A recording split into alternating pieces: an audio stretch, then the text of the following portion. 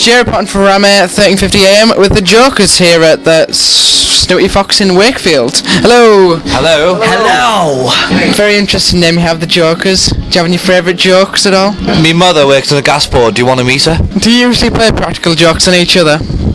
Last night I stripped Paul totally naked and set him on fire and then urinated all over him to pull him out. That's what I done. That's just normal behaviour for us. Sounds very enjoyable. Yeah. Moving on to music questions.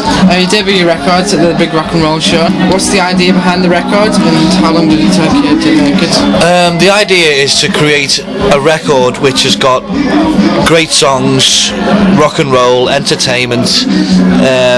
the way rock and roll should be. It took us 3 months to write and about 3 months to record in Paul's living room, and then it got shipped over to Canada and got mixed by Mike Fraser, who done the latest AC/DC album Black Ice and Aerosmith and loads of others, Bryan Adams. So we put our trust in him and it worked out brilliant. But the album is all about great songs, which is it's about fun, always fun and positivity. Before you hit the studio then with Mike Fraser, decorate your living room, Paul, didn't you?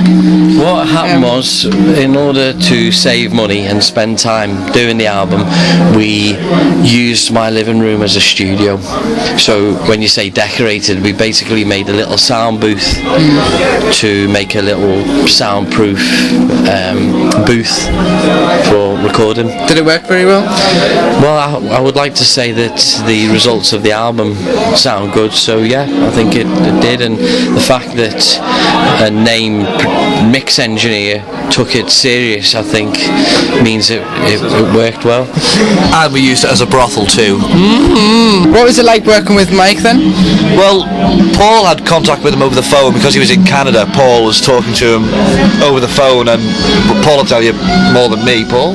Well, we actually sent the mix to Mike, so we didn't sit with Mike, he mixed it without us being there, but he was easy to talk to and he was coming from the same place as we were, so he was the right person to do the job because he specialises in that type of music, so it fitted well. Because one of the big problems is you need to use people that are in the same niche as what you do, and he was a specialist in rock.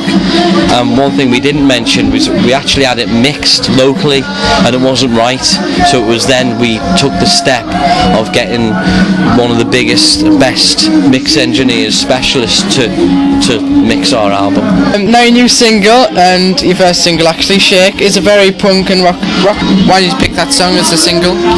We wanted a kickstart kind of song, like an igniter, so it's 2 minutes 20 seconds of just pure adrenaline from start to finish, so you know we just thought that'd do the job, and then you know it's just a motoring song, so that's the reason behind that, you know, that's why we picked that one. There's tracks that are a lot more in depth, but I think they're probably too much for a first single, so that's just the basic rock and roll riff track. Well, you're getting loads of coverage at the moment, especially from BBC and Planet Rock.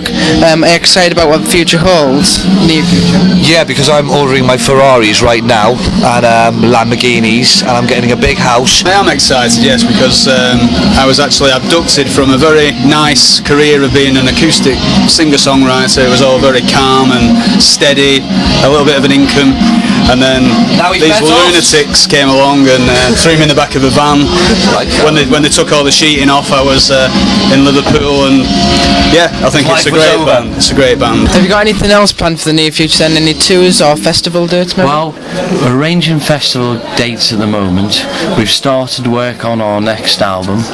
We've got our next single being released, which is Jamie Jane, with a video, so that will be getting pushed to all the TV, and we could have some big shows shortlisted for the Kiss tour. It isn't confirmed yet, so I'm keeping my fingers crossed, and I want you to pray for us.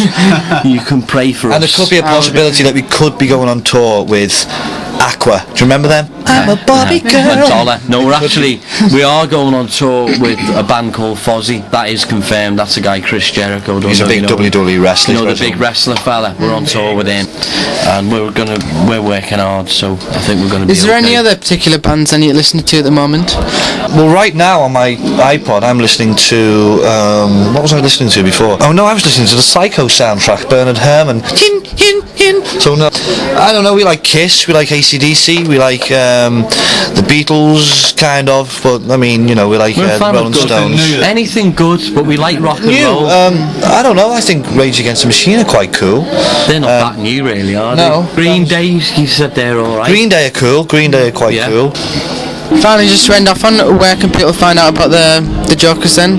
On www.thejokers.com. That's our website, and that links to the MySpace. And our album is available on all internet outlets. They're like. Thanks for doing the interview today, guys. Thank you, and don't forget to buy the Joker Jet mask and the album and the poster and the Joker Jet underpants and the Joker Jet socks. This was Jay reporting for Ramair 1350 AM.